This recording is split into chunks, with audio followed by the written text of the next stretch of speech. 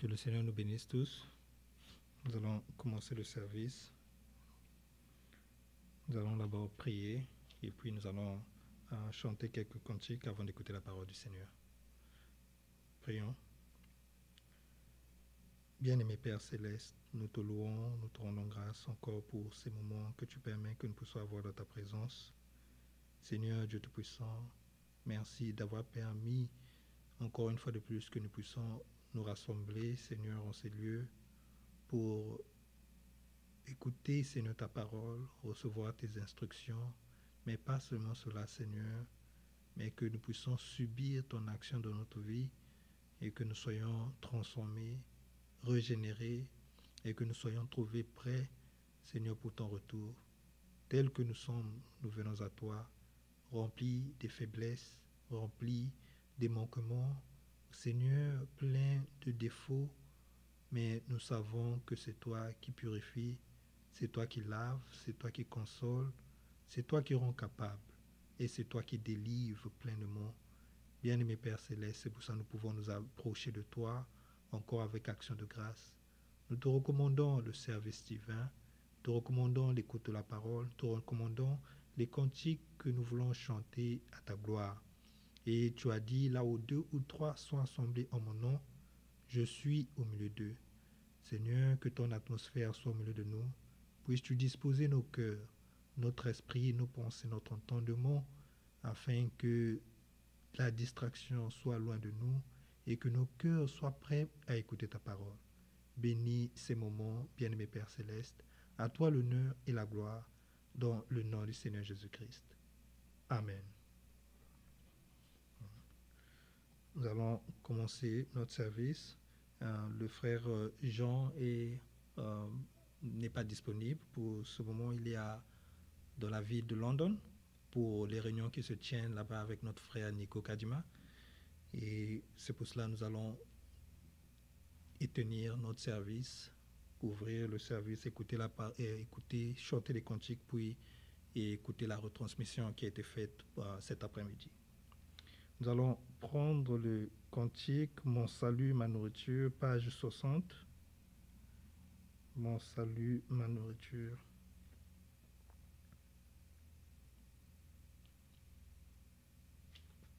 Mon salut, ma nourriture, mon parfait bonheur, le guidon qui je m'assure, c'est toi ce Seigneur. En moi ta parole, Père, m'occupant de toi l'envoyé du Père qui mourut pour moi. Ô Rédempteur secourable, quand tu m'as trouvé, j'étais perdu, misérable, ta main m'a sauvé. Et dans mon insuffisance, j'éprouve en tout temps que les soins de ta clémence sont des soins constants. La paix, la vie éternelle sont le lot des tiens. Ta faveur perpétuelle me comble de bien. Par la foi de l'évangile, mon cœur transformé ne veut que toi pour asile, le Sauveur veux bien aimer. Ta sagesse, ta justice, ta fidélité sont ma gloire, mon délice, ma tranquillité. Recevant grâce sur grâce, j'adore à genoux ta tendresse qui surpasse mes vœux les plus doux. Amen. Nous allons prendre un autre cantique.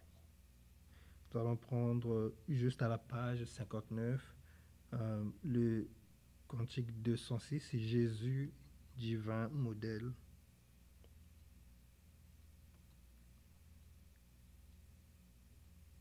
Jésus, divin modèle de douceur et de paix, ta sainte voix m'appelle à marcher désormais dans ce sentier de grâce, de support, de bonté, où tu laisses la trace de ton humilité. Tu passas sur la terre dans l'ineffable amour, que toute ta carrière a montré chaque jour. Et tu dis, je vous aime, mieux n'aime comme moi. Enfants, faites de même, car l'amour est ma loi. Que mon esprit se range à cette loi d'amour, pour vivre à ta louange d'un cœur droit sans détour. Comme toi, charitable, passion humble et doux, saint, pur, irréprochable, faisant du bien à tous. Portant sa croix, il monte le sinistre couteau. Dans l'opprobre et la honte, muet comme un agneau, ce sauveur des bonheurs pour le péché mortel va trouver au calvaire la mort d'un criminel.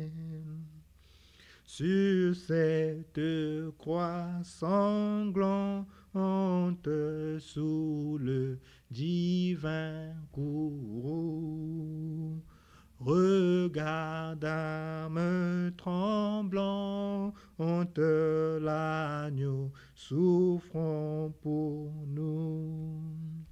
Il porte sur sa tête nos péchés odieux. Amen. Il a payé ta dette pour t'introduire aux cieux. Ô charité profonde, insondable grandeur, le Créateur du monde veut être ton sauveur.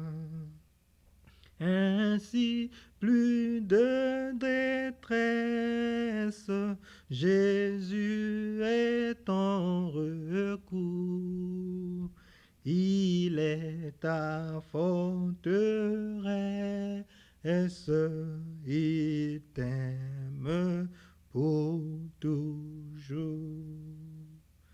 Amen. Nous allons prier pour nous recommander encore entre les mains du Seigneur et recommander le reste du service et la parole que nous allons écouter entre les mains du Seigneur. Prions.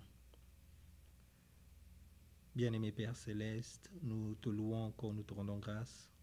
Seigneur, après avoir élevé ces cantiques, ces hymnes vers toi, où nous exprimons, Seigneur Dieu Tout-Puissant, nos désirs, notre plus profond désir, Seigneur, comme d'être comme toi, toi le divin modèle, en tout lieu, à chaque instant, Seigneur, à chaque moment, Seigneur, nous voulons être comme toi. Puisses-tu, par ta grâce, nous rendre capables, Seigneur. Puisses-tu, par ta grâce, Seigneur, nous accorder toutes les capacités nécessaires afin que nous soyons trouvés en toi lorsque tu viendras. Ô bien-aimé Père Céleste, pardonne nos fautes, pardonne, Seigneur, nos infimités, Seigneur, nos incapacités, pardonne, ô Seigneur, là où nous avons bronché, Seigneur, et fait ce qui n'était pas digne de toi. Bien-aimé Père Céleste, nous voulons nous recommander en tes mains. Encore te recommander la parole que nous allons écouter, que tu puisses disposer encore nos cœurs, nous rendre attentifs à ta parole et que cela puisse produire des fruits en nous. Seigneur, nous reconnaissons que de nous-mêmes nous ne pouvons rien faire et c'est pour cela que nous venons à toi. Remplis-nous de ta présence, remplis-nous de ton esprit. Seigneur, remplis-nous de tes capacités, Seigneur. Conditionne-nous de manière à être trouvés agréables à toi. Seigneur, sans nos efforts personnels, mais toi, tu veux et tu désires profondément travailler en nous et nous rendre, Seigneur, à ton image. Qu'il nous soit fait selon ta parole, Seigneur, comme tu l'as dit. Nous voulons nous recommander à toi. Nous nous soumettons, Seigneur, tout le reste entre tes mains. Que l'honneur et la gloire nous viennent qu'à toi. Dans le nom du Seigneur Jésus-Christ. Amen. Amen. Nous allons écouter la parole de Dieu avec la retransmission de l'après-midi par notre frère Franck. Que le Seigneur vous bénisse.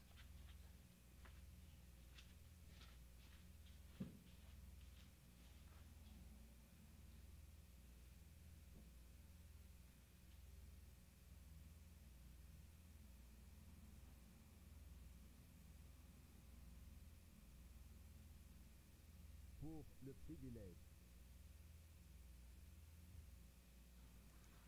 d'entendre sa parole et de nous laisser bénir à nouveau. Chaque fois que nous venons au service divin, nous sommes ici avec un désir profond dans notre cœur de faire une nouvelle expérience avec Dieu, de recevoir ce qu'il a promis. Car le jour où il y reviendra, nous ne voulons pas seulement être assis sous... Nous ne voulons pas seulement avoir été assis sous le coude de la parole de Dieu, nous voulons être prêts à le rencontrer. Et quand on pense à ce que ressentiront ceux qui resteront, qui ont couru qui ont suivi le Seigneur pendant de nombreuses années et qui n'ont pas atteint le but. On peut à peine l'imaginer. Et pourtant, il en sera ainsi. Les vierges qui étaient prêtes entrèrent avec lui au festin de noces et la porte fut fermée. Qu'est-ce qui fait partie de cette question qui doivent tous nous interpeller, nous occuper? Car nous savons qu'il y a d'innombrables personnes qui rêvent de l'enlèvement, qui chantent et qui prêchent sur l'enlèvement, mais malgré tout suivre leur propre voie et apportent leurs propres enseignements, qui n'ont même pas la bonne connaissance de Dieu et qui sont encore moins prêts aux yeux de Dieu. Mais tout cela ne nous concerne pas ce matin. Cela concerne d'autres personnes. La question est la suivante. Quel est notre état réel devant Dieu aujourd'hui? Pouvons-nous aller à sa rencontre? Nous avons entendu très clairement dans la prédication qu'il faut ces trois expériences. Une véritable justification par une foi biblique en Jésus-Christ, notre Seigneur, opéré par l'Esprit de Dieu. Pas seulement une foi parce que d'autres croient, mais une expérience très personnelle dans la foi. Une expérience avec Dieu, sur laquelle nous pouvons regarder en arrière et dire « m'a rencontré ». C'est là que j'ai fait ma rencontre avec Dieu. Mon expérience qui a transformé ma vie, qui a influencé ma vie, qui l'a changée. Et ça, ce n'est que la justification. Était clairement décrite, et les Saintes Écritures en parlent davantage que la première et la troisième.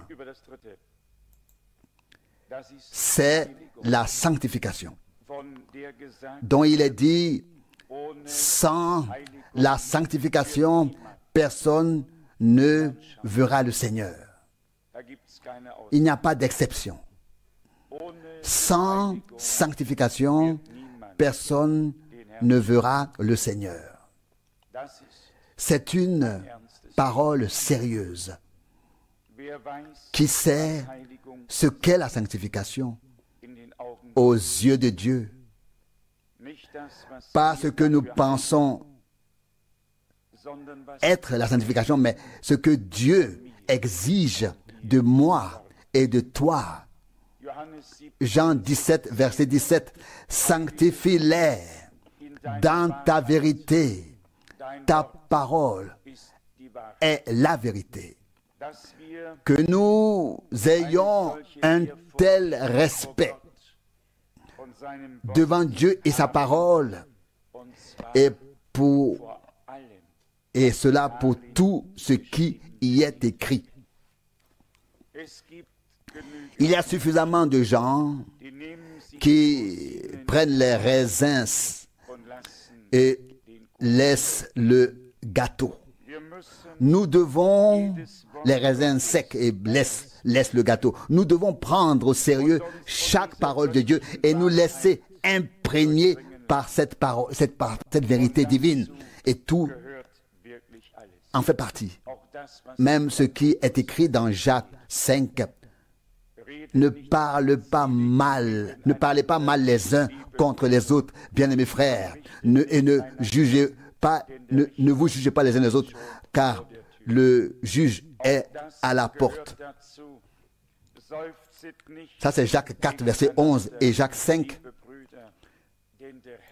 au verset 9, en fait partie aussi. Ne soupirez pas les uns contre les autres. Ne vous plaignez pas les uns contre les autres. Le juge est à la porte, car le Seigneur est proche. Nous avons l'impression que nous sommes dans les vérités révélées et que nous y sommes sanctifiés. Mais cela ne suffit pas. Le témoignage global des Saintes Écritures, chaque parole de Dieu, même si nous devons même s'il est question que nous devons tenir notre langue en bride, sinon nous nous trompons nous-mêmes et notre culte et notre service divin est en vain.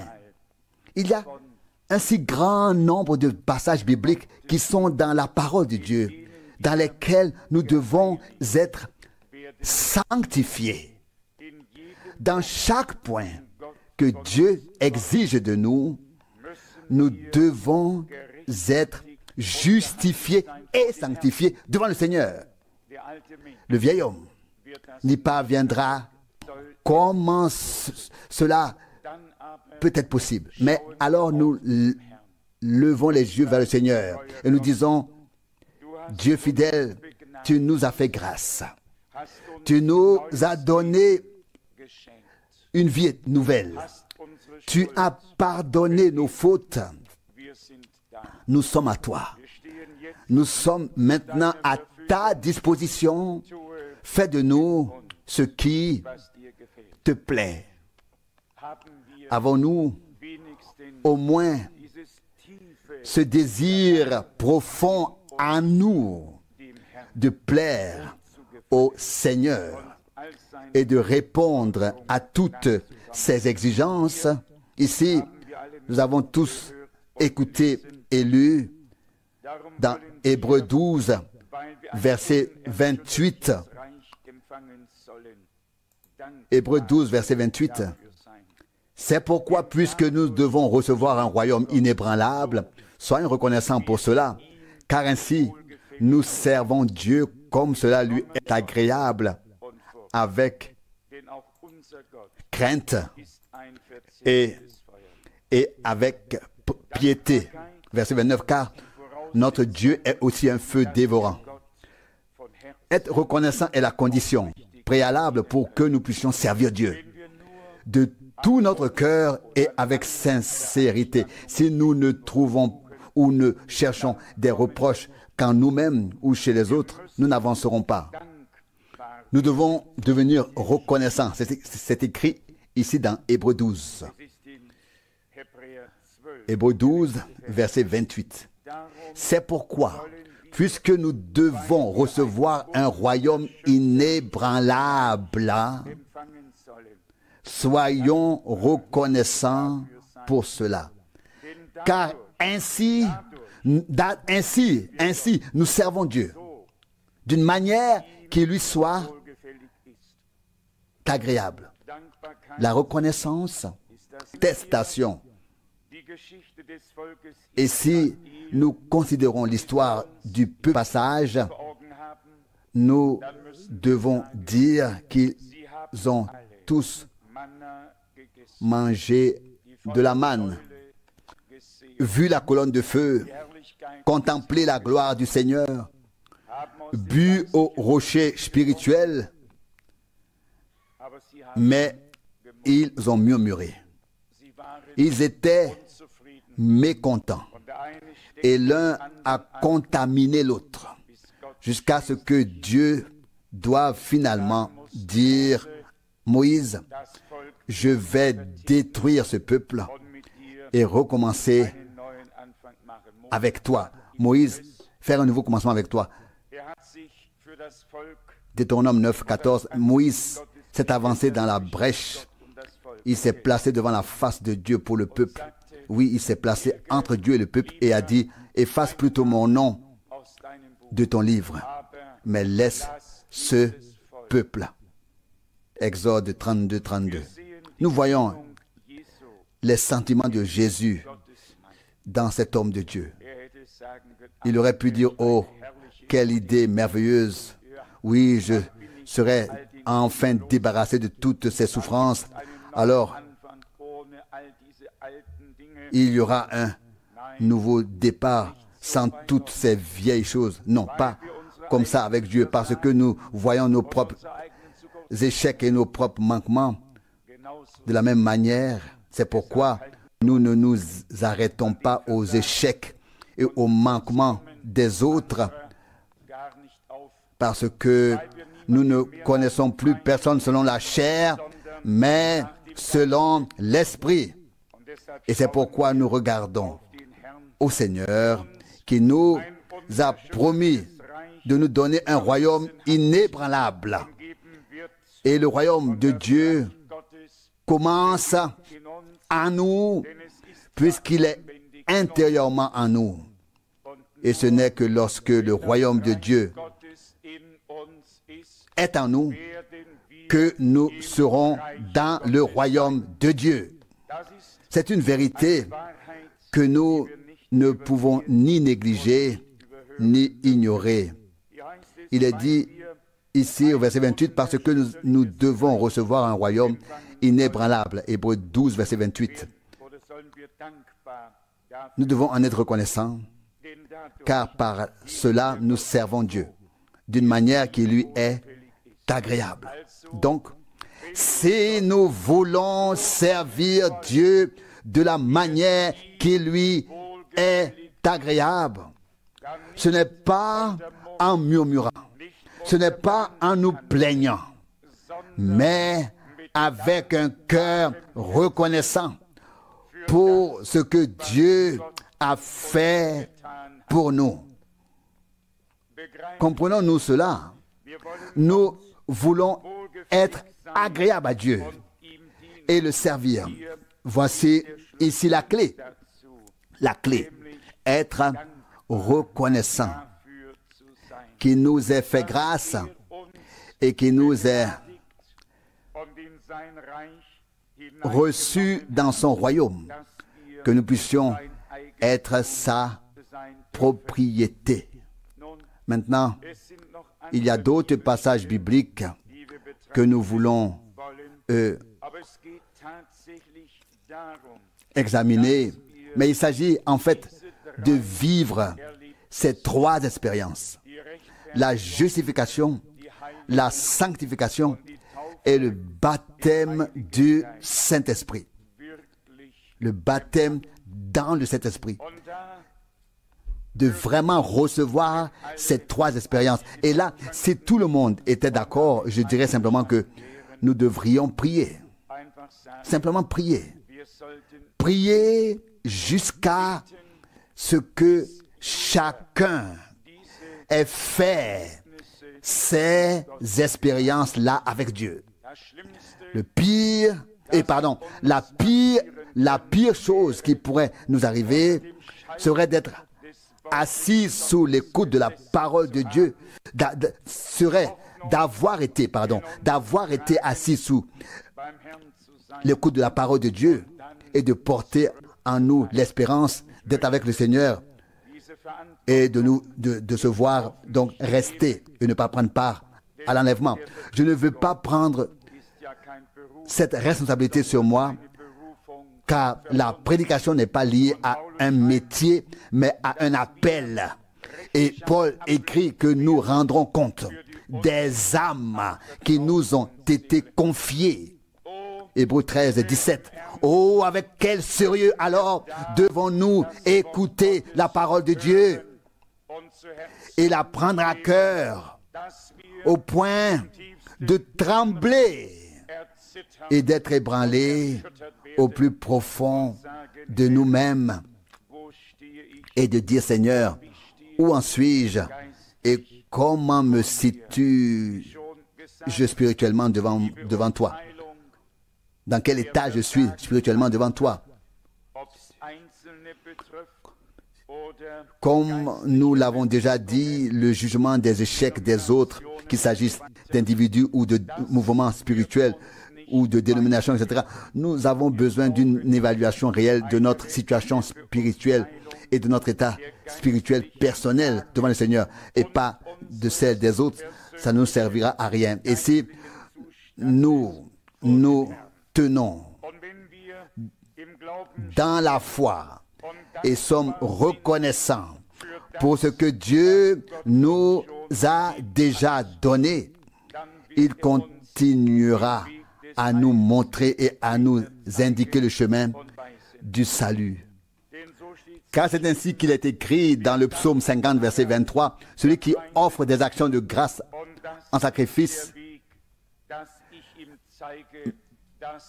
me rend gloire. » Et ça, c'est le chemin pour que je lui fasse voir le salut de Dieu. Et c'est ce que nous aimerions voir, le plein salut, le plein évangile, la pleine restitution, restauration, le plein rétablissement de tout ce qui a été perdu. Il faut que la vie et la puissance divine reviennent dans ce que nous faisons. Car en vérité, l'époque dans laquelle nous vivons est grave.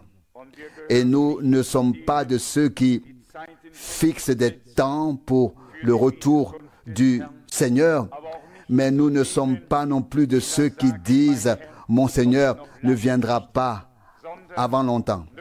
Non, mais nous voulons rester proches, nous voulons rester sobres plutôt, sobres et clairs et attendre le retour de notre Seigneur. Mais comme une épouse préparée, parée, vêtue, c'est ainsi que nous voulons attendre. Et non comme ceux qui se tiennent ensuite devant une porte fermée. Toutes sont allées à la rencontre du Seigneur, les 5 sages et les 5 folles, tous ont tout attendu, ont pris leur lampe, toutes se sont mises en route pour aller à la rencontre de l'époux.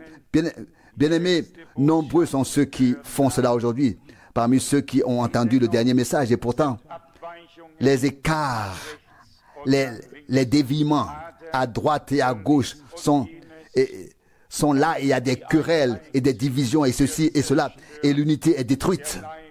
Le corps est déchiré parce que chacun veut encore d'une manière ou d'une autre mettre son propre égoïsme et son propre programme dans le programme de Dieu. Tout cela doit cesser aussi. Nous devons nous présenter devant Dieu comme il a été dit autrefois dans la maison de Corneille, nous rassembler pour connaître ce que Dieu t'a ordonné de faire, de dire. Non pas ce que les hommes ont à dire, non pas ce qu'ils pensent ou disent, mais la parole claire et vraie de Dieu. C'est ce que nous voulons écouter. Et c'est dans cette vérité révélée de la parole que nous voulons être sanctifiés et que nous voulons aussi être remplis du Saint-Esprit. Vraiment. Comme nos frères et sœurs autrefois au commencement. Car voyez-vous, si nous attendons que les mêmes choses maintenant à la fin se produisent, qui se sont produites, le même Saint-Esprit, le même revêtement doit nous être tous, pour nous ne parlerions même pas de ces choses, mais comme nos frères ne pouvaient pas le faire eux-mêmes, que vous soyez revêtus de la puissance d'en haut. L'Église que le Seigneur rassemble en ces derniers jours pour en faire un corps, un organisme vivant de la puissance accomplie, que ce n'est pas nous, mais c'est Christ en nous qui se révèle lui-même, qui ne parle pas seulement, mais qui peut aussi agir, qui peut vraiment révéler entièrement sa puissance de sauveur, sa puissance de guérison, sa puissance de libération, oui, qui pourrait vraiment manifester la puissance de l'Évangile. Dans le prophète Ésaïe, au chapitre 58, il est écrit, au verset 1, Ésaïe 58, verset 1, crie à plein gosier sans t'arrêter, faire retentir ta voix comme une trompette. Reproche à mon peuple. Il est vrai qu'il me consulte jour après jour et qu'il désire connaître mes voies comme s'ils étaient un peuple qui a pratiqué la justice et n'a pas abandonné le droit de son Dieu. Ils me demandent des jugements de justice. Ils attendent avec impatience la présence de Dieu. Arrêtons-nous ici quelques instants. Ici, le Seigneur s'adresse à un peuple qui agit comme s'il n'avait pas dévié, comme si personne n'avait été lésé, comme si personne n'avait manqué, comme si tout était encore en ordre. Dieu est interrogé sur ses voies. Il y a un désir, comme il est écrit ici, au verset 1, reproche à mon peuple son infidélité. Verset 2, il est vrai qu'il m'interroge jour après jour et qu'il désire connaître mes voies, comme s'ils étaient un peuple qui a pratiqué la justice et qui n'a pas abandonné le droit de son Dieu. Nous penserions que si quelqu'un se présentait chaque jour devant Dieu en disant « Seigneur, quelle est ta voix? Quelle est ta volonté ?» Et pourtant, il se peut que nous lui demandions quelle est ta volonté en pensant que nous la connaissons déjà de toute façon, mais que nous sommes déjà sûrs de marcher sur le bon chemin.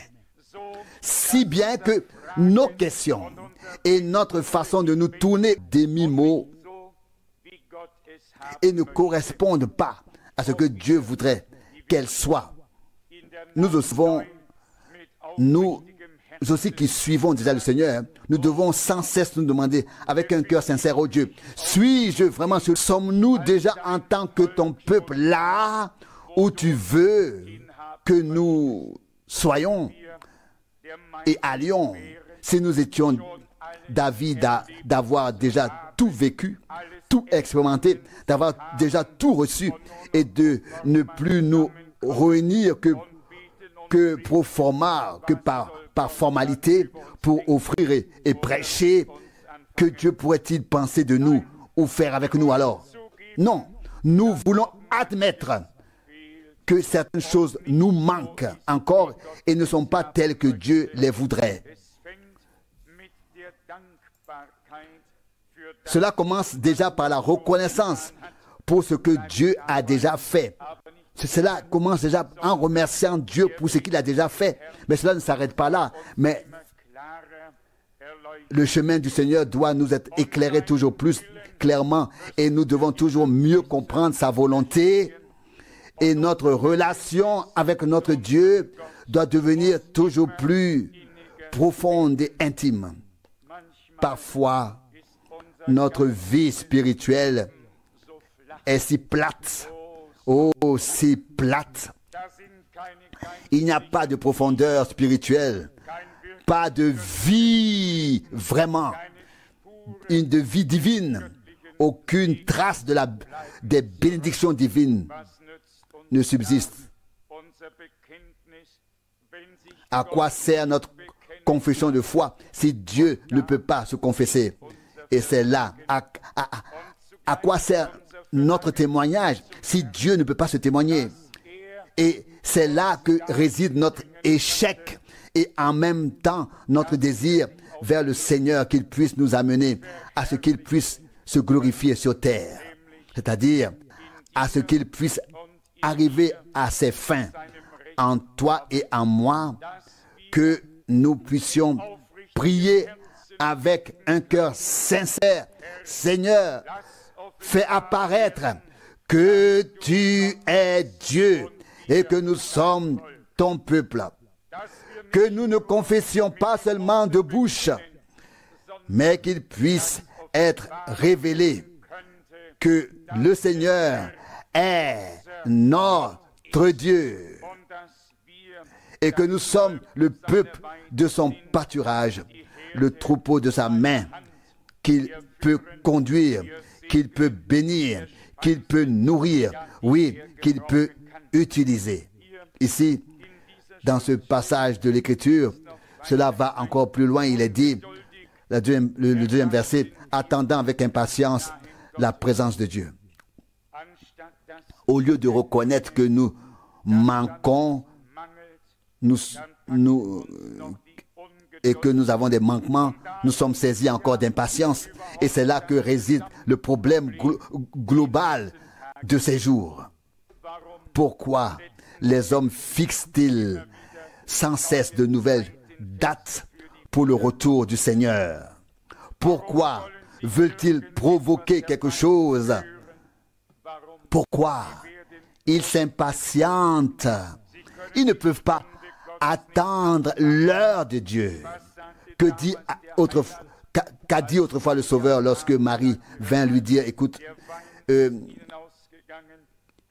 leur manque du vin.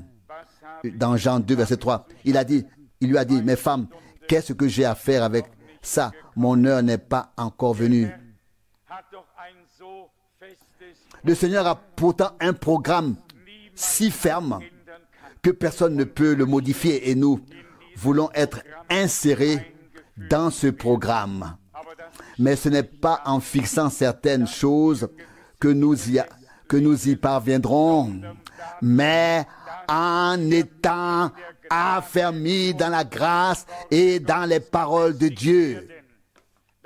Et c'est ce qui compte. Le royaume de Dieu est un royaume inébranlable et toutes ses paroles et promesses sont oui et sont amen. Les gens sont devenus impatients dans notre génération. Je n'oublierai jamais la fois où l'année 77, l'année 77 est passée et où les frères m'ont dit, oui, le Seigneur est venu. Et vous savez que de toute façon, je ne le crois pas parce que je ne peux que croire ce qui est écrit dans la Bible. Actes des Apôtres 1, verset 11, il est écrit, car Jésus qui a été élevé au ciel du milieu de vous, le même Jésus reviendra de la même manière que vous l'avez vu monter au ciel. Dans Acte 1, verset 11, cela est écrit, et pour moi, il n'y a pas d'autre évangile. Il n'y a qu'un seul évangile, l'évangile de Dieu, l'évangile de Jésus-Christ. Et tout homme qui a l'esprit droit demeurera dans le véritable évangile. Il ne s'écartera pas à droite ou à gauche, ne causera pas de trouble et ne tombera peut-être même pas sous l'influence d'autres esprits. Et cela s'est produit plus rapidement que certains ne l'ont supposé. Je vous dis la vérité. Cette parole de Dieu est issue de l'Esprit de Dieu, est sortie de l'Esprit de Dieu. Celui qui sort de cette parole se place sous l'influence d'autres esprits, car cette parole vient de l'Esprit de Dieu. Seul l'Esprit de Dieu nous maintient dans la vérité de la parole, et alors la vérité rend libre. Car l'Esprit conduit en effet dans toute la vérité. Ne vous impatientez pas, mais comme l'écrit Jacques, persévérez donc, frères, jusqu'à l'avènement du Seigneur. Jacques 5, verset 7. Car vous avez besoin de persévérance. Hébreux 10, verset 36. Mais alors ne continuez pas à vous endormir et à vous tourner d'un côté à l'autre, mais soyez vigilants et dites, Seigneur, jusqu'où as-tu pu aller avec nous? Que veux-tu faire maintenant avec ton Église? Mais nous devons entrer dans ce pas spirituel, à marcher dans le même pas ensemble maintenant, spirituellement, dans le pas spirituel, devenir un seul cœur, une seule âme. Nous devons cesser de nous opposer les uns aux autres et parvenir à une collaboration avec Dieu et un soutien mutuel afin que l'Esprit de Dieu nous remplisse réellement et que Dieu puisse nous utiliser. C'est dans cette unanimité, union divine et spirituelle que résidera notre force avec Dieu. Qu'en pensez-vous? Si nous sommes ainsi unis, mais vraiment unis aux yeux de Dieu, pas seulement parce que nous l'appelons union, ou bien alors l'appelons unis, mais unis divinement, une harmonie divine, un enseignement divin, une insération dans les Saintes Écritures à tous les mystères de la parole, et qu'ensuite nous soyons un seul cœur, une seule âme.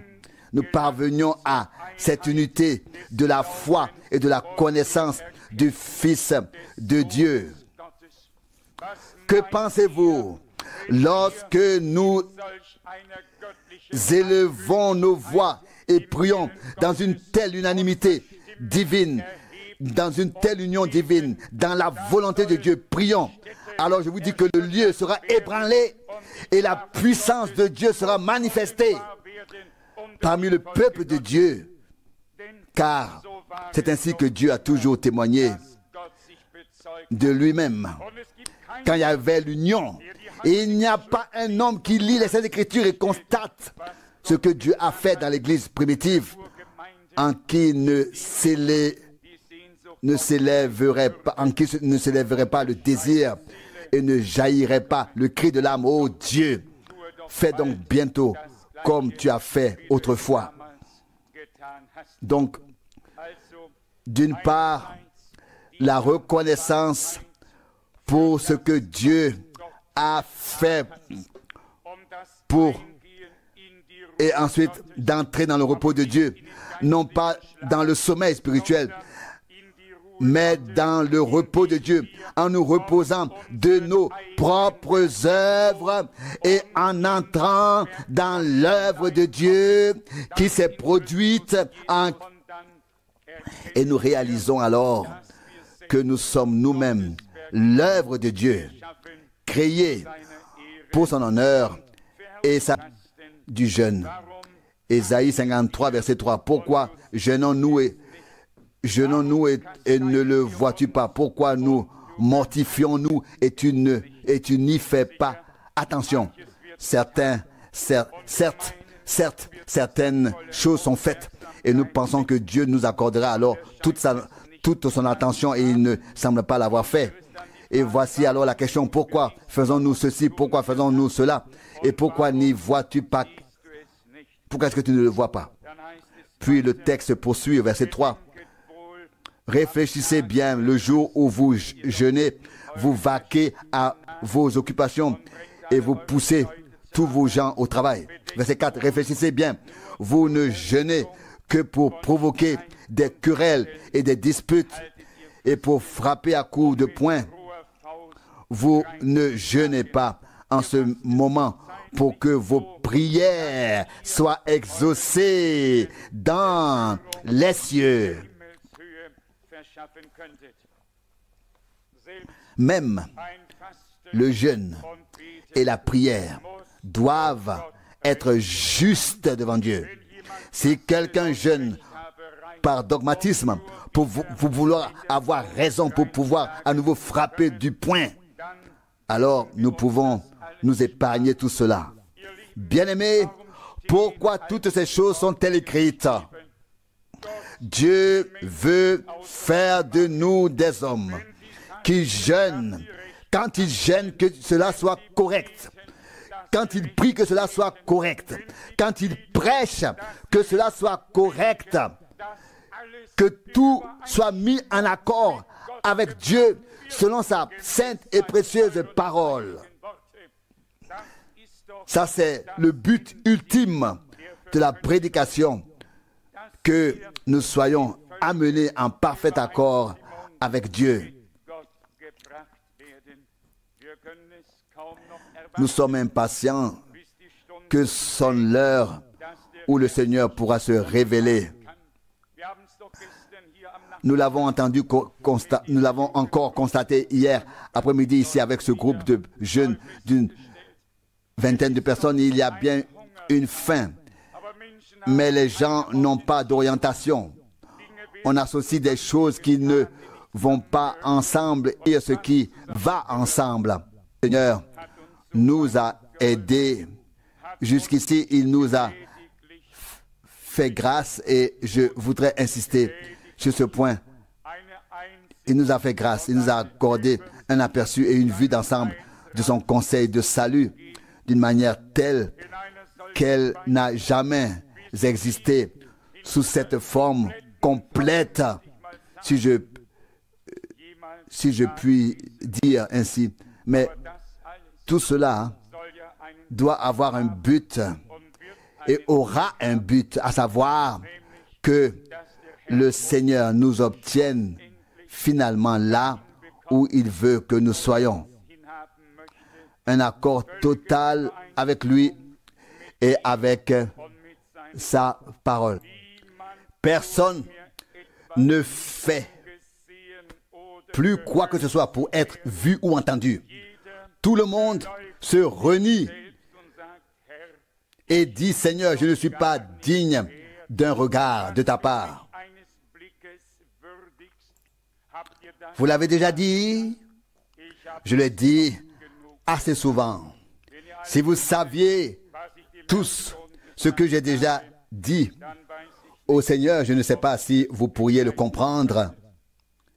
Qui peut se regarder avec complaisance? Le prophète de l'Ancien Testament ne dit-il pas déjà: toutes nos preuves de justice, c'est comme un vêtement souillé. Qu'est-ce qui peut subsister devant Dieu? Nous sommes nés dans le péché, tous. Et le vieil Adam s'attache encore à nous si nous ne sommes... Et comme il a été déjà dit précédemment, ce que nous sommes, nous ne le sommes pas grâce. C'est pourquoi nous nous glorifions de la grâce de Dieu. Il est encore dit ici, verset 5, est-ce là un jeûne auquel je prends plaisir? Un jour où l'homme se mortifie vraiment. Je ne l'oublierai jamais.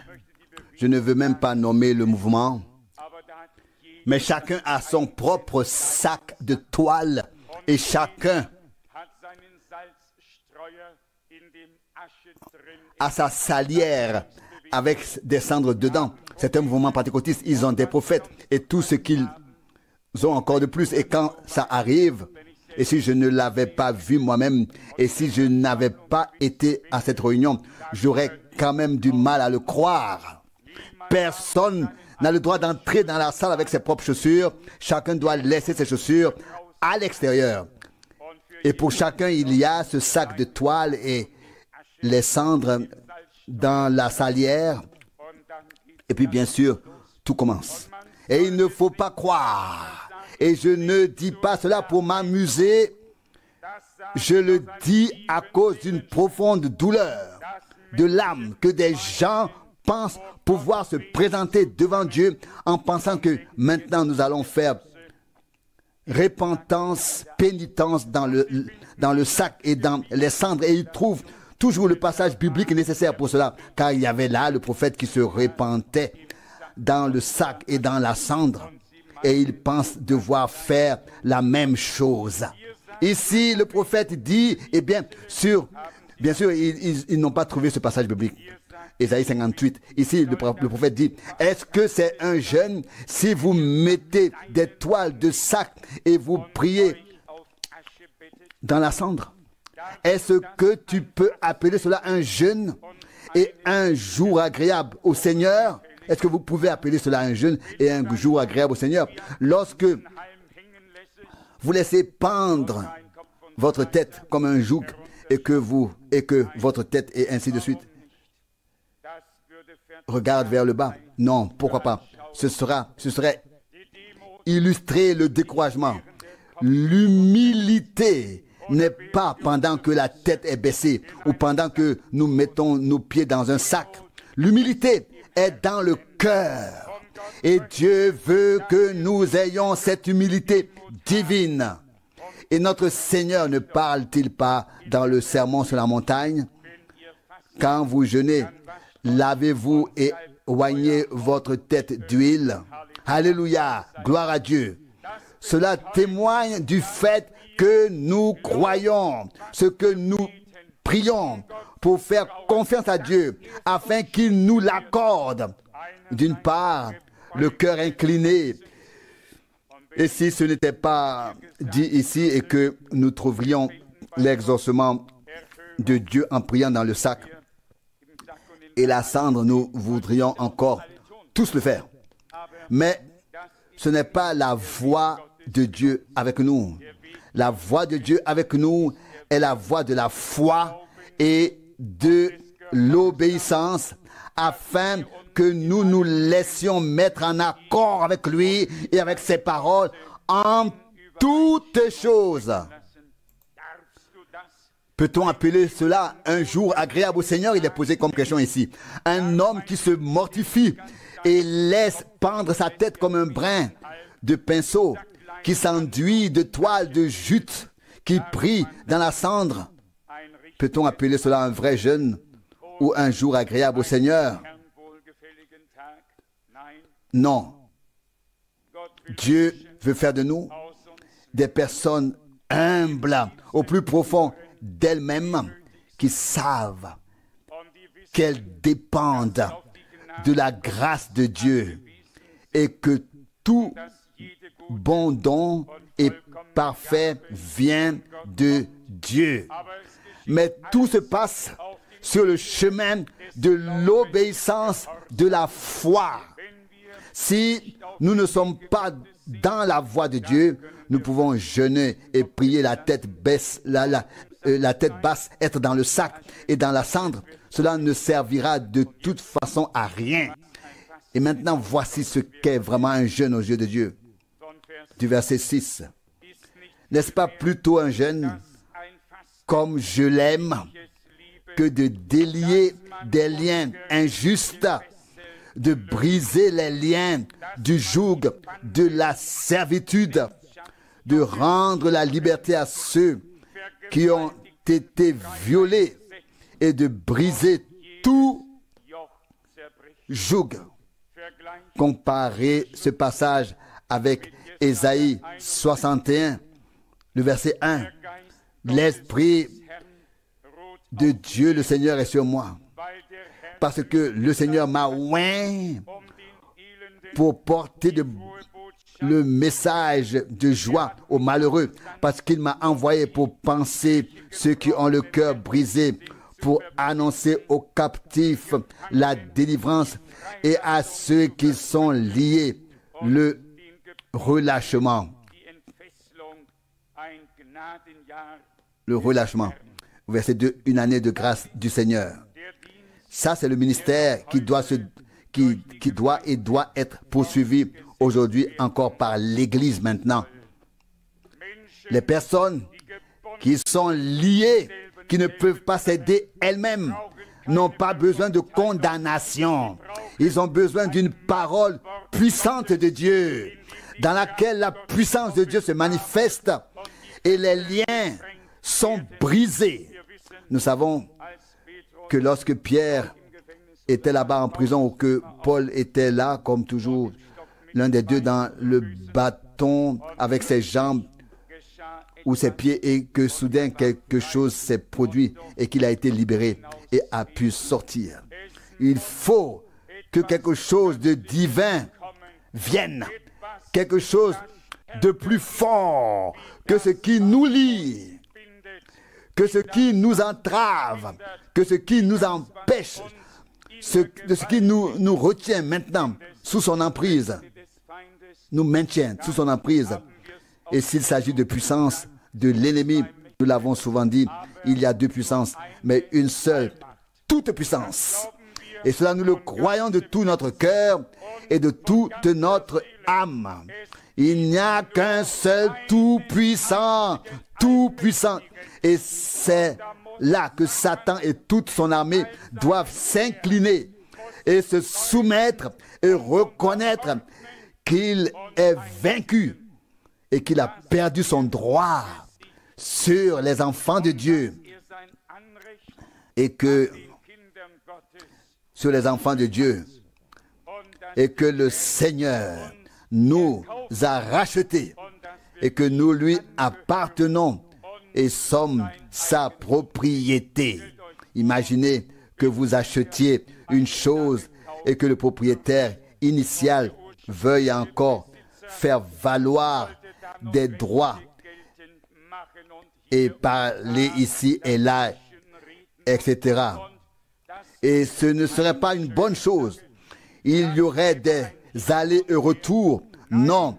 Dès l'instant où Dieu nous a rachetés en Christ, où il a payé le prix précieux, et là où le sang a été versé, Satan a perdu son droit sur nous. Et nous devons pouvoir le dire dans la foi, le prononcer de notre bouche. Car nous croyons avec le cœur et nous confessons ce que nous croyons avec la bouche. Si nous croyons avec le cœur et ne confessons pas avec la bouche, la foi n'est pas efficace. Car c'est de notre témoignage personnel de foi qu'il est écrit.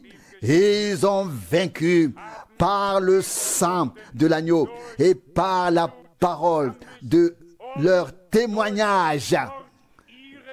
Apocalypse 12, 11. La parole de notre Dieu doit devenir notre témoignage. Si nous traitons l'ennemi avec prudence, si nous ne croyons les choses que dans notre cœur et ne les disons pas de notre bouche, il ne se passera rien du tout. Un homme qui doit ou veut expérimenter la grâce de Dieu doit ouvrir la bouche et parler à Dieu. Un homme qui est lié et qui peut croire pendant 100 ans dans son cœur, le Seigneur me délivrera. Cela prendra alors aussi 100 ans avant que cela n'arrive, même si nous le croyons. Mais à partir du moment où nous exprimons de notre bouche ce que nous croyons dans notre cœur, avec cette foi, prononcez cela et que nous disons: Seigneur, tu m'as délivré, je suis délivré, que ton nom soit loué. Satan a perdu son droit sur moi. Je t'appartiens, ô Seigneur mon Dieu, car tu m'as racheté. Alors vous verrez, ce n'est plus une question. La victoire de Dieu sera simplement révélée, manifestée, et nous serons étonnés et penserons que oui, c'était aussi simple que ça. Alors ne nous fatiguons pas plus longtemps. Je sais combien un tel combat est difficile, et surtout lorsqu'il s'éternise, et combien il peut y avoir de désespoir intérieur et de détresse. Poursuivons notre lecture. Verset 6. Isaïe 58. N'est-ce pas plutôt un jeûne comme je l'aime, que l'on défasse des chaînes injustes, que l'on brise les liens du joug de la servitude, que l'on rend la liberté à ceux qui ont été violés, et que l'on brise tout joug. Pourquoi notre Seigneur a-t-il dit: je te donne autorité, procuration. Alors à Pierre, et vous savez que ce n'est pas seulement à lui, mais à tous les disciples qui étaient présents après sa résurrection. Il a dit dans l'évangile de Jean, comme le Père m'a envoyé, moi aussi je vous envoie. Jean 20, 21. Il y a là une parole qui est en effet mal comprise de beaucoup. Ceux-là à qui vous remettrez les péchés, ils leur seront remis. Et là, il n'y a pas besoin de formalité. Il suffit de proclamer l'œuvre rédemptrice de Jésus-Christ. Et on peut alors dire aux gens en toute confiance, tout homme qui croit, alors ses péchés lui sont pardonnés. Tout homme qui croit peut sortir librement. C'est écrit ici, Isaïe 58, 6, libérer les violets et briser tout joug. Chers frères, chères sœurs, peut-être es-tu lié et tes mains ne sont même pas libres pour pouvoir te libérer toi-même. C'est d'ailleurs en grande partie ainsi que cela se passe. Alors nous sommes ici en tant qu'assemblée et nous voulons prier les uns pour les autres. S'il y a quelqu'un qui dit simplement, oui, je ne peux pas me détacher moi-même parce que je suis lié. Bien-aimé cœur, crie du fond de ton âme et ton Dieu qui est proche de nous tous fera l'œuvre en toi et tu seras étonné de la manière dont cela se passe. Cela va encore plus loin. Alors ta lumière jaillira comme l'aurore et ta guérison fera rapide progrès. Ta justice marchera devant toi et la gloire du Seigneur formera ton arrière-garde. Ésaïe 58, verset 8. Cela aussi est une parole glorieuse. Alors ta lumière jaillira comme l'aurore. Que dit le prophète Ésaïe dans le chapitre Ésaïe 60, verset 1. Lève-toi, sois éclairé, car ta lumière est venue et la gloire du Seigneur a répandu sur toi. Quelle est cette lumière? Brille dans les ténèbres. Jésus-Christ, la lumière du monde. Mais alors nous serons éclairés. Et le Seigneur parle également dans le sermon sur la montagne. Vous êtes la lumière du monde. Vous êtes le sel de la terre. Ne remarquons-nous pas comment le Seigneur nous a inclus dans sa coopération en tant que son peuple, de sorte que nous ne sommes pas des gens à l'extérieur, des spectateurs, mais des participants et des personnes qu'il peut utiliser dans ce qu'il veut faire. Il dit encore, Isaïe 58, verset 9, « Alors, quand tu crieras, le Seigneur te répondra. Et quand tu appelleras au secours, il dira, « Me voici, me voici. » Ô cher cœur, si seulement nous pouvions tous vivre cela en action et en vérité. Si nous pouvions simplement suivre la voie de Dieu sous la conduite du Saint-Esprit, de telle sorte que le bon plaisir de Dieu repose sur nous et que nous soyons assurés de son exaucement. Comme il est écrit ici au verset 9, si tu appelles alors, le Seigneur te répondra. N'attendons-nous pas tous la réponse de Dieu? Nous l'attendons tous. Ici, le chemin nous est montré, verset 9. Alors, quand tu appelleras, le Seigneur te répondra. Et quand tu crieras au secours, il dira, « Me voici. »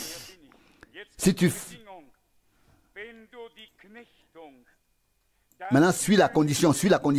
Si tu fais disparaître du milieu de toi l'asservissement, les doigts moqueurs et la tromperie, comme beaucoup pensent pouvoir se moquer, il pointe du doigt d'autres personnes. Toutes les prières alors ne servent à rien. Absolument à rien. Ce que notre Seigneur a dit dans Marc 7, verset 7 est vrai. Mais c'est en vain qu'il m'adore.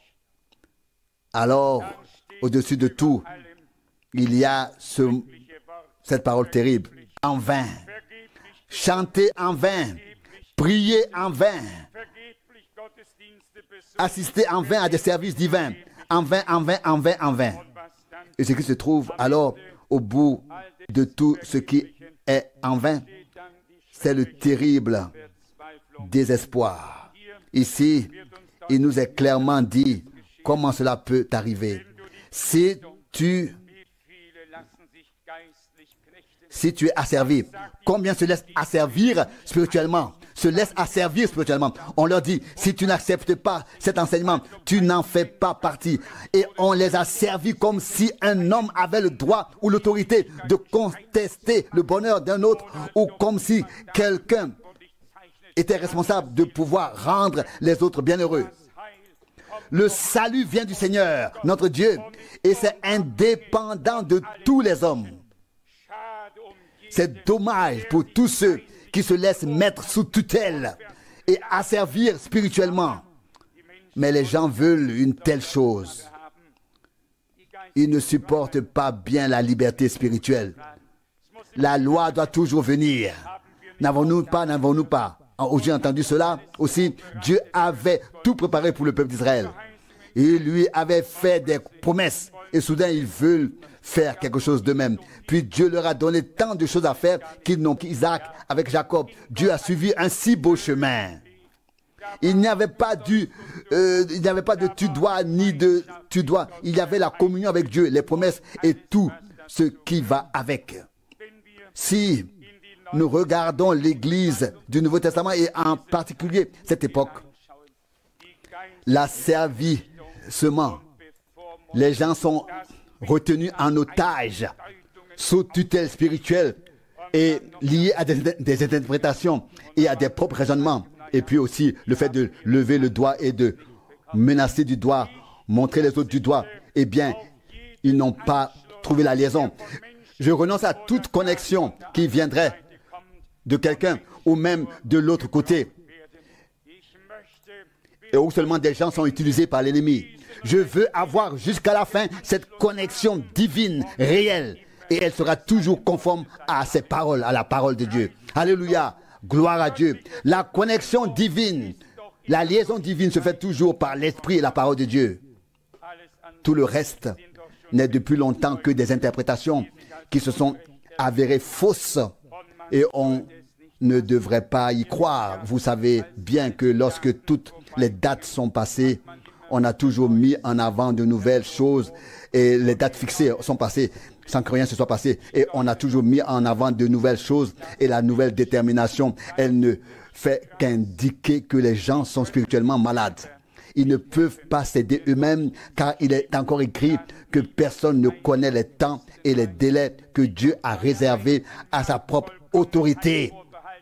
Acte 1, verset 7. Et voici que notre Seigneur lui-même dit que le Fils de l'homme ne le sait pas, ni les anges du ciel. Même les anges, ni les anges du ciel. Matthieu 24, 36. Qui donc se présentera pour dire Dieu nous l'a révélé? Mais lorsque le mot révélation retentit, c'est ainsi que la chose est attractive. Mais qu'il puisse aussi y avoir un piège quelque part, c'est ce que peu de gens soupçonnent. Il est écrit sur verset 9, si tu fais disparaître du milieu de toi l'asservissement, les doigts moqueurs et la tromperie.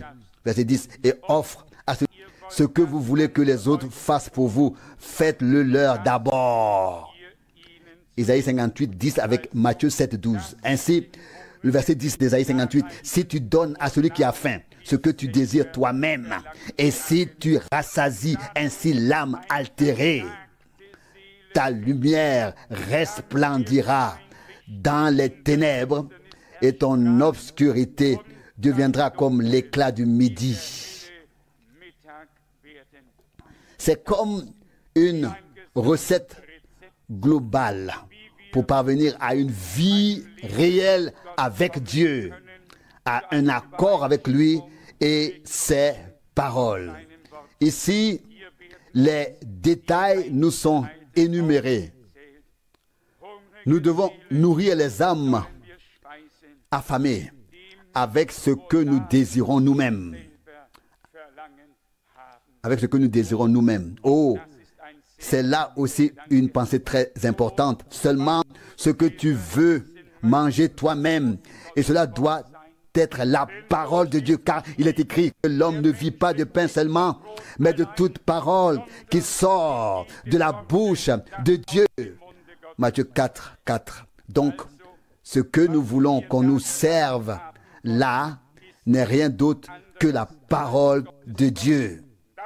Et la question se pose alors de savoir si nous avons le droit de donner aux autres quelque chose qui n'est pas la parole de Dieu.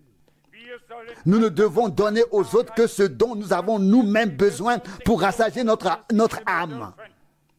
Et nous croyons que c'est la parole de Dieu. Comment pouvons-nous alors donner autre chose aux autres? Verset 10, Isaïe 58. Et si tu rassasies ainsi l'âme découragée, ta lumière brillera dans les ténèbres et ton obscurité deviendra comme l'éclatant midi. Oui, il se peut que certaines choses ne soient pas encore aussi claires que nous le souhaiterions et que nous aimerions voir. Pour cela aussi, le chemin est indiqué ici. Notre Dieu ne nous a laissés dans l'ignorance sur rien. Au contraire, tout est déjà écrit ici. Et l'Esprit de Dieu nous conduit dans toute la vérité. Au verset 11 de Ésaïe 58, maintenant, verset 11. Le Seigneur te conduira en tout temps. Il rassasiera ton âme dans les lieux arides. Il fortifiera tes membres et tu seras semblable à un jardin bien arrosé, à une source d'eau dont les flots ne trompent point. Dont les flots ne trompent point. Alléluia. Gloire à Dieu. Que dit notre Seigneur dans l'évangile de Jean, au chapitre 7, du verset 36? Que l'eau devienne en vous une source. Notre Seigneur Dieu veut répandre l'Esprit. Une source doit naître. Et nous devons ressembler à un jardin bien arrosé. Comme c'est beau et quelle est belle et grande la différence entre une sécheresse où tout baisse la tête, se déchèche et se fane, et un jardin bien arrosé où tout est vert et fleuri. Cela doit faire partie de la restauration de toutes choses, le rétablissement de toutes choses. Que le Seigneur fasse jaillir une source en Sion. Pourquoi l'Ancien Testament donne-t-il l'exemple de la source dans le temple et du fait que ce fleuve jaillit et de dessous le seuil, et cela de dessus le seuil du temple? Isaïe 47, 1. L'eau n'entre pas dans le temple, elle sort du temple. Alléluia. Gloire à notre Dieu. Le Seigneur a de grands projets avec son peuple, mais nous devons nous y préparer, avoir l'esprit et le cœur disposés et dire: Seigneur, mon Dieu, aie pitié de nous, transforme-nous, donne-nous un cœur à ta gloire et à tes louanges. Et le Seigneur te guidera en tout temps. Est-ce cela ce que nous voulons, que le Seigneur nous guide tout le temps? Et le deuxième point est que ton âme se rassasie même dans les lieux arides. Combien habitent ici ou là et n'ont pas la possibilité de communion, et pourtant ils ne mourront pas de faim. Leur âme se nourrit de la nourriture de notre Dieu. Ils ont part à la parole du Seigneur. et leur âme s'en nourrit. Il est dit plus loin, verset 10, alors ta lumière brillera dans les ténèbres et tes ténèbres seront comme l'éclat du midi. Verset 11, et le Seigneur te conduira toujours et il rassasiera ton âme comme ton âme même dans les lieux arides, et il fortifiera tes membres de sorte que tu seras semblable à un jardin bien arrosé et à une source d'eau dont les flots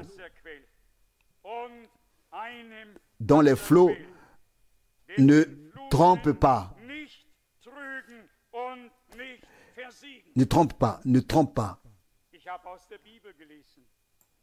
Dont les flots ne tarissent pas.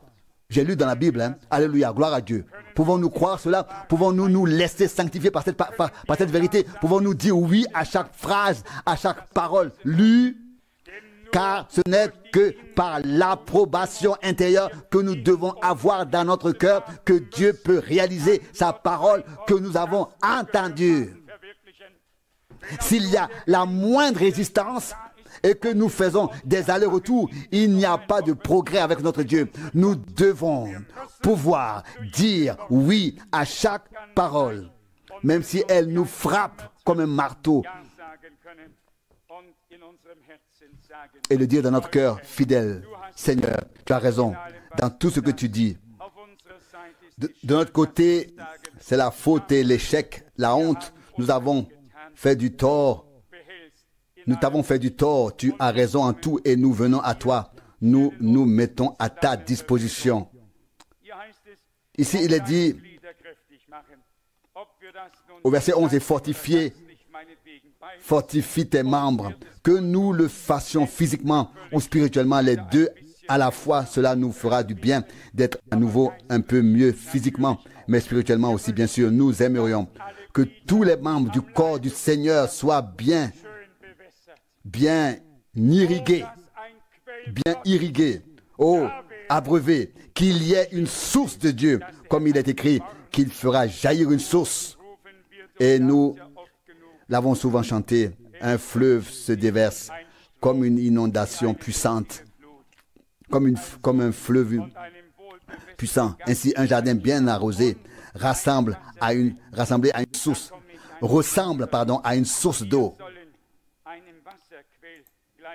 Je ne peux pas m'en empêcher. Nous devons ressembler à une source d'eau dont les flots ne trompent pas et ne tarissent pas. Pas seulement pour aller chercher de l'eau quelque part, mais comme il est dit dans Jean 4, verset 14, l'eau que je te donnerai deviendra en toi une source d'eau qui jaillira pour la vie éternelle. C'est ce qu'a dit notre Seigneur. Et il dit, Jean 7, verset 38, celui qui croit en moi, comme l'Écriture l'a dit, des fleuves d'eau vive couleront de son sein. Bien-aimés, nous devons commencer à croire lentement, sinon Dieu ne pourra pas avancer avec nous. Et si nous acceptons cela dans la foi de cette manière et que nous disons toujours, oui Seigneur, c'est ainsi, mon Dieu, je te remercie. Tu nous as enseigné et montré le chemin. Rends-nous maintenant volontaires et prêts à suivre ce chemin que tu nous as montré. Nous y voilà. Maintenant dans Isaïe 58, verset 12. Les tiens rebâtiront les ruines antiques. Tu relèveras les fondements de beaucoup de familles anciennes et on t'appellera le maçon des fissures, le restaurateur des routes,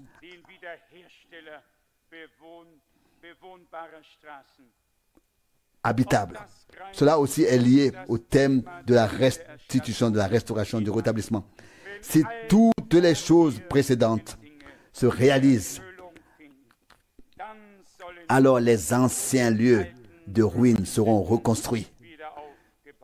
De même que le peuple d'Israël est revenu de la captivité de Babylone et a reconstruit le temple et que le Seigneur a pu se glorifier, de même l'Église du Nouveau Testament revient de toute la captivité de Babylone et est reconstruite en temple de Dieu Seigneur.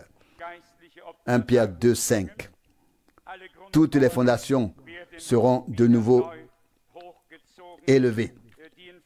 Verset 12, comme il est écrit, tu relèveras les fondements de beaucoup de familles anciennes et on t'appellera le maçon des fissures, le restaurateur des routes habitables.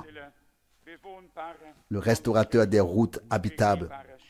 Que Dieu nous fasse vraiment grâce à tous et nous aide selon la parole de l'Écriture. Aide-moi, Seigneur, et je serai aidé.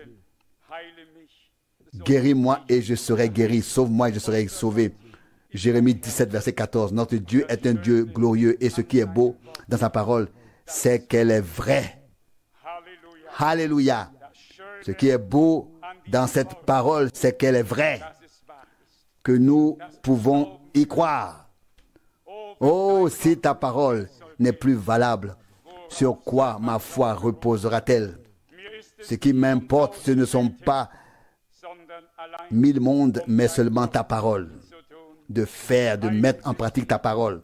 Sanctifie-les dans ta vérité, ta parole est la vérité. Jean 17, verset 17. Bien-aimés, est-ce que Dieu a pu nous parler aux obligations de manière contraignante? A-t-il pu nous parler? Sommes-nous prêts à traverser ce chapitre en priant chacun de notre côté et en disant, Seigneur, donne-moi de comprendre, éclaire-moi, fais-moi savoir ce que je dois faire. Montre-moi le niveau, ainsi de suite. Et vous verrez que Dieu fera en sorte que tous ceux qui sont sincères y parviennent. Il viendra à notre rencontre et sa droite salvatrice sera élevée. Et la droite du Seigneur n'a pas seulement donné la victoire, elle l'a fait advenir. Et à la fin, Dieu couronnera majestueusement l'œuvre de la rédemption comme elle en est digne de lui. Loué soit notre Dieu aussi en ce jour. Amen. Levons-nous et prions. Prions tous ensemble. Ô Dieu, Seigneur fidèle, ensemble nous venons devant toi, devant ta sainte face, ô Seigneur. Nous te remercions pour ta sainte et précieuse parole. Seigneur bien-aimé, nous voyons tous nos manquements, mais nous te voyons comme le véritable, le fidèle qui a dit, même si vous devenez infidèle, je resterai fidèle. Sauveur bien-aimé, la fin de toutes choses est venue sur nous. L'amour se refroidira chez beaucoup, mais tu as une église reconstruite sur le fondement des apôtres et des prophètes, une église dans laquelle tu fais jaillir une source de l'eau vive, une église semblable à un jardin irrigué qui refleurit dans ta sainte présence. Seigneur bien-aimé, apprends-nous à prier comme tu le souhaites, comme cela t'est agréable. Apprends-nous à jeûner comme tu le souhaites, comme cela t'est agréable. Apprends-nous en toutes choses, Seigneur fidèle, à suivre le chemin que tu veux que nous suivions. Seigneur bien-aimé, du fond de mon cœur, je te consacre ma vie et je te dis, je suis prêt à suivre ton chemin. Dieu fidèle, rends-moi obéissant. Fais en sorte que toutes choses se déroulent selon ton conseil et ta volonté et que ta puissance se manifeste parmi ton peuple afin que ceux qui sont liés puissent être libres, libérés, délivrés, et quelle que soit la nécessité, Seigneur fidèle, en ce moment même, nous approuvons tes paroles, disons Seigneur, tu m'as racheté, tu m'as délivré, je l'accepte avec foi. Satan, éloigne-toi de tous ceux qui sont la propriété du Seigneur. Ô Dieu, nous te prions ensemble dans la foi en Jésus-Christ, notre Seigneur. Le Fils de Dieu qui a souffert, qui a été crucifié, qui a été enseveli, qui est descendu aux enfers pour tout vaincre, la mort, Satan et l'enfer, et qui est ressuscité le troisième jour. Que la victoire divine se manifeste pleinement au sein du peuple de Dieu. Seigneur, mets-nous en parfait accord avec toi et avec tes paroles. Et unis-nous les uns aux autres dans ton amour divin. Que personne n'étende plus, ne pointe plus du doigt, ne menace plus. Seigneur, circoncis nos langues, purifie nos cœurs et donne-nous des pensées comme celles que tu avais, des sentiments comme tu avais. Fais de nous des gens qui font la paix, qui procurent la paix. Ô Dieu fidèle, dans les cieux, nous avons tous été négligents et nous manquons de la gloire que tu accordes. Mais nous sommes ici pour prendre de ta source, grâce et miséricorde, pardon et plein salut. Seigneur, je revendique au nom de Jésus-Christ, le Fils de Dieu, que tout ce que le Fils a affranchi sont exemples de droit, sont réellement libres. Alléluia. Louange et gloire à toi, car l'Esprit de Dieu, inspirer la parole est ici pour réaliser la parole dans la foi chez ceux qui l'ont reçue et pour en faire une réalité divine. Seigneur, nous te louons et nous te remercions. Nous t'adorons. Alléluia. C'est toi qui l'as accompli. C'est accompli. Je suis racheté. Je suis délivré. J'ai reçu le pardon. Seigneur, je t'appartiens pour le temps et pour l'éternité. Sauveur bien-aimé, fais-moi et fais-nous tous participer à ce que tu fais actuellement. Actuellement. Seigneur, que ta parole soit glorifiée et confirmée et que la même chose s'applique à ton nom. Que ton nom soit honoré et glorifié par la confirmation de ta parole et que ton peuple entre en possession de tout ce que tu as promis. Je te remercie que la foi vient de la prédication et la prédication vient de la parole de Dieu. Et je te remercie aujourd'hui en ce lieu de ce que ta parole que nous avons ne sera pas avide à toi, mais qu'elle accomplira sur nous tous ce pourquoi tu l'as envoyé. Nous t'en remercions et louons ton nom, de ta parole et de ton esprit. Crée tout en nous et accomplis par nous ce que tu as décidé de faire. Bénis ton peuple qui t'adore tout entier, tous nos frères et sœurs, qu'ils soient ici ou qu'ils vivent dans la dispersion. Seigneur, nous te remercions de connaître les tiens, de ce que tu connais les tiens, et de les conduire jusqu'à ce que nous passions de la foi à la vue. Encore une fois, nous te disons un grand merci pour ce service divin. Que ton nom soit loué. Alléluia. Amen.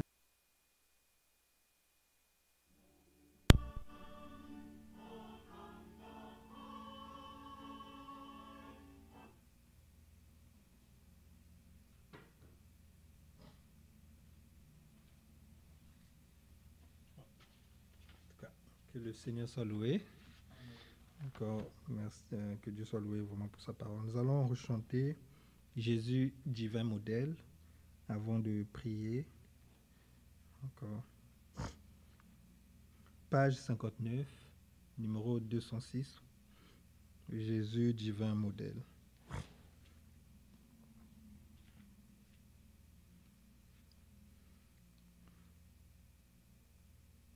Jésus, divin modèle, de douceur et de paix.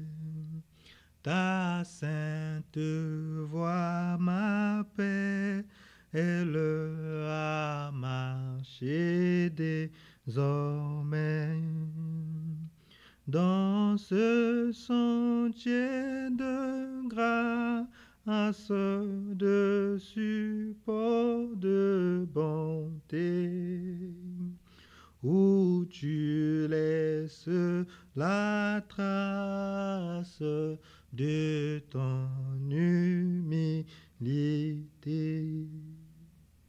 Tu passes sur la terre dans l'ineffable amour, que toute ta carrière a montré chaque jour. Et tu dis, je vous aime, nul n'aime comme moi. Enfant, faites de même, car l'amour est ma loi. Que mon esprit se range à cette loi d'amour, pour vivre à ta louange d'un cœur droit sans détour. Comme toi, charitable, patient, humble et doux, saint, pur, irréprochable, faisant du bien à tous. Il monte le sinistre couteau dans l'eau muet comme un agneau, se sauve des bonnets pour le péché mortel, va trouver au calvaire l'amant d'un criminel. Sur cette croix sanglante, sous le divin courroux, regarde, âme tremblante, l'agneau souffrant pour nous. Il porte sur sa tête nos péchés odieux. Il a payé ma dette pour m'introduire aux cieux. Ô charité profonde, insondable grandeur,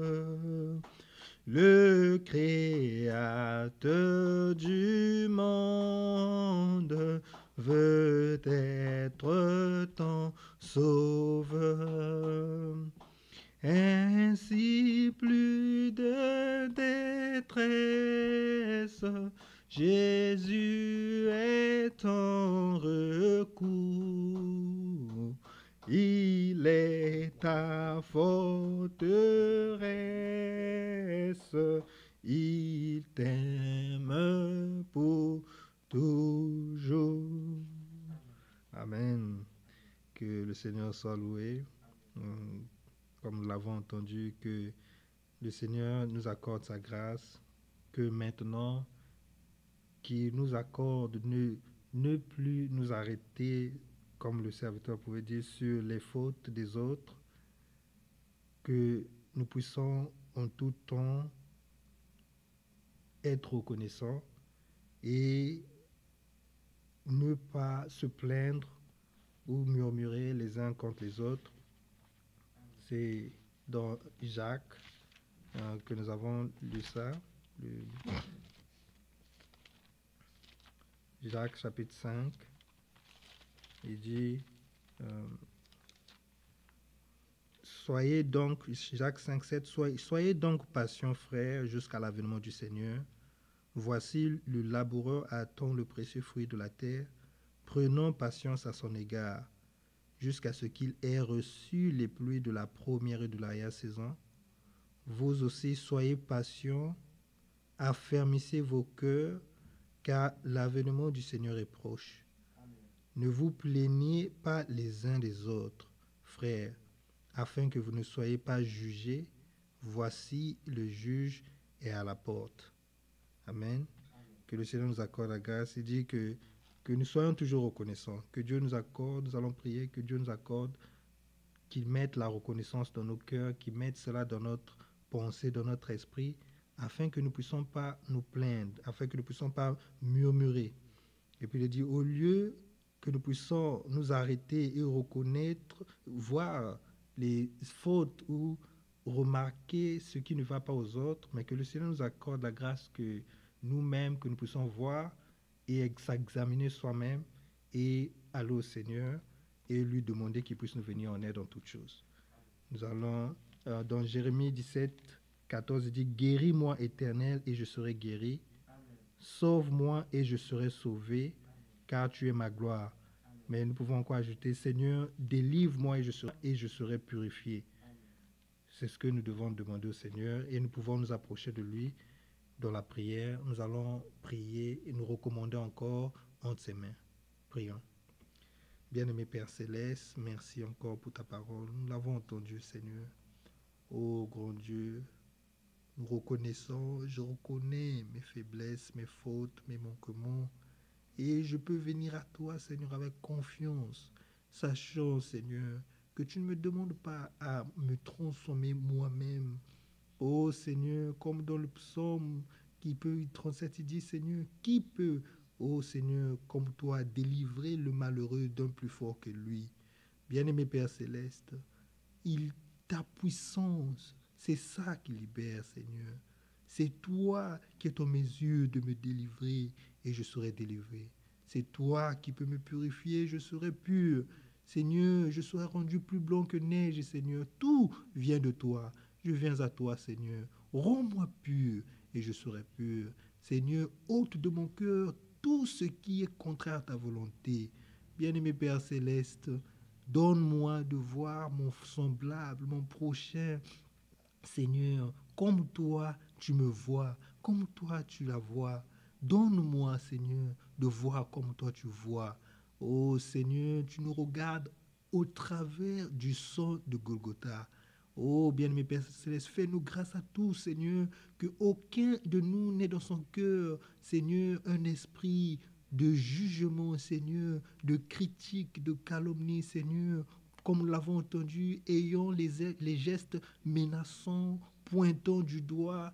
Mais Seigneur Dieu Tout-Puissant, fais-nous grâce, Seigneur, que l'esprit de paix soit dans nos cœurs, que Seigneur, que nous puissions procurer la paix, Seigneur, que nous puissions avoir un zèle, Seigneur, selon ta parole, Seigneur. Le zèle, Seigneur, qui vient de toi, qui est premièrement pacifique, réconciliante, Seigneur, qui qui sème la justice, Seigneur, qui sème la paix, Seigneur, qui produit la paix et qui, Seigneur, nous poussons, qui vient de toi, Seigneur, et non un zèle amer. Oh, bien-aimé Père Céleste, fais-nous grâce que tout ce qui est en nous disparaisse, Seigneur. Comme nous l'avons entendu, Seigneur, déjà nous te rendons grâce, Seigneur. Nous sommes reconnaissants pour tout ce que tu as fait pour nous à Golgotha, Seigneur. Tu nous as lavés, tu nous as purifiés, tu nous as sanctifiés, tu nous as déjà délivrés de la puissance des ténèbres. Tu nous as transportés dans le royaume de ton Fils, dans la lumière. Et maintenant, nous sommes assis dans les lieux célestes en Christ. Tout cela, tu l'as déjà fait. Seigneur, nous croyons de notre cœur et nous le confessons de notre bouche, Seigneur, que nous sommes libres, que nous sommes à toi pour le temps et pour l'éternité et que tu nous trouveras prêts lorsque tu viendras. Sois loué, Seigneur, sois exalté à jamais. Oh, bien-aimé Père Céleste, nous nous abandonnons à toi. Nous te disons merci pour l'œuvre accomplie à Golgotha. Merci de nous avoir lavés. Merci de nous avoir sanctifiés. Merci, Seigneur, d'avoir écouté nos prières et de nous avoir exaucés au-delà de ce que nous pensons ou imaginons, Seigneur. Merci pour ton amour que tu déverses dans nos cœurs, Seigneur. Comme nous l'avons entendu, Seigneur, nous voulons avoir une vie chrétienne, une vie, Seigneur, avec toi, Seigneur Poussant. Nous ne voulons pas avoir une vie, Seigneur, légère ou tarissable, mais comme, Seigneur, des courants d'eau, Seigneur, qui jaillissent, Seigneur, jusque dans l'éternité. Seigneur, c'est ce que nous voulons. Nous ne voulons pas tarir, Seigneur, mais nous voulons toujours boire de ta source, Seigneur, afin que nous ne soyons pas trouvés secs, Seigneur, mais que nous soyons trouvés portant beaucoup de fruits. Sois avec nous, bénis chacun de nous, Seigneur. Bénis aussi ceux qui sont en ligne, qui ont écouté et qui écouteront encore plus tard, Seigneur. Tandis que nous allons rentrer dans nos demeures, sois avec chacun de nous, jusqu'à dans nos demeures, Seigneur, et bénis le service que nous allons avoir par ta grâce demain, et que tu nous parles encore, Seigneur, que tu remplisses nos cœurs de joie et d'amour, Seigneur, d'allégresse. Détourne nos regards de la vue des choses vaines, et aide-nous, Seigneur, à voir nos regards, notre cœur, notre esprit fixés sur toi, sur ton amour, sur ta miséricorde, sur tes compassions, sur tes sentiments, Seigneur. Déverse cela en nous et rends-nous prêts pour ton retour. À toi l'honneur et la gloire dans le nom de Seigneur Jésus-Christ. Amen. Amen. Que Dieu nous bénisse. Dieu voulant, nous allons nous voir demain à 9h30 pour le service. Amen.